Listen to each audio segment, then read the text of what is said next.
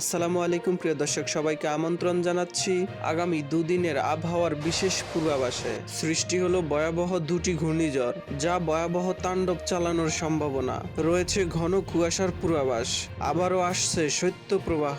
তো প্রিয় দর্শক, এবার চলুন জেনে নেই আবহাওয়ার পূর্বাভাসে কি বলা হয়েছে। বর্তমানে দেশের কোথাও কোনো শৈত্য প্রবাহ চলমান নেই, তবে আগামী 8ই ফেব্রুয়ারি হতে দেশের দু এক স্থানে বয়ে যেতে পারে শৈত্য প্রবাহ, যেটা একটি মৃদু শৈত্য প্রবাহ।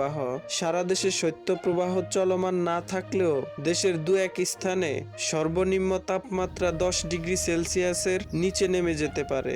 এছাড়াও এই দুদিনে সাগরের কোথাও কোনো সতর্ক সংকেত নেই। এবারে জেনে নেই আগামী দুদিন দেশের আবহাওয়া কোথায় কেমন থাকতে পারে, কোথায় কেমন শীত ও কুয়াশা পড়তে পারে। এই দুদিনে আবহাওয়া প্রায় একই রকম থাকতে পারে, তবে 8ই ফেব্রুয়ারি হতে শীতের পরিমাণ কিছুটা বৃদ্ধি পেতে পারে। এই দুদিনে দেশের অনেক এলাকায় আকাশ পরিষ্কার থাকতে পারে। এই দুদিনে দেশের কোথাও কোনো বৃষ্টির সম্ভাবনা নেই। দিনে স্বাভাবিক রোদ থাকতে পারে ও রাতে আরামদায়ক শীত পড়তে পারে দেশের অনেক এলাকায়। এবং 8ই ফেব্রুয়ারি মৃদু শৈত্যপ্রবাহ আক্রান্ত হতে পারে রংপুর ও রাজশাহী। 7ই ফেব্রুয়ারি দেশের উল্লেখযোগ্য কোনো শৈত্যপ্রবাহ নেই, তবে রংপুর ও রাজশাহী বিভাগে কিছু এলাকায় মৃদু শৈত্যপ্রবাহ বয়ে যেতে পারে। এবং 8ই ফেব্রুয়ারি মৃদু শৈত্যপ্রবাহ সক্রিয় হতে পারে রংপুর, রাজশাহী, ময়মনসিংহ ও খুলনা বিভাগের অনেক এলাকা।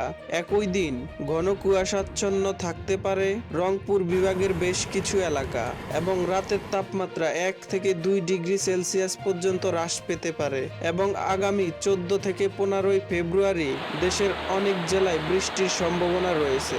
সৃষ্টি হলো ভয়াবহ দুটি ঘূর্ণিঝড়, যা সাগরে তাণ্ডব চালাচ্ছে। ঘূর্ণিঝড় দুটি বেশ কাছাকাছি অবস্থান করলেও দুটি বেশ শক্তি অর্জন করছে, কিন্তু আশার বাণী হলো ঘূর্ণিঝড় দুটি ভারত মহাসাগরে সৃষ্টি হয়েছে, যা প্রাকৃতিকভাবে কোনোভাবেই আমাদের দেশের আসার সম্ভাবনা নেই। এবং ঝড় দুটি কোনো স্থলভাগে আঘাত না করলেও সাগরে মিলিত হয়ে যেতে পারে।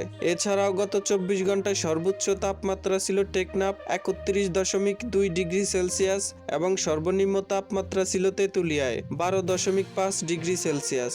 তো প্রিয় দর্শক, এ ছিল আমার হাতে থাকা আবহাওয়ার কিছু আপডেট। নিয়মিত আবহাওয়ার সঠিক খবর পেতে আমাদের চ্যানেলটি সাবস্ক্রাইব করুন। ভিডিওটি দেখার জন্য আপনাকে অসংখ্য ধন্যবাদ।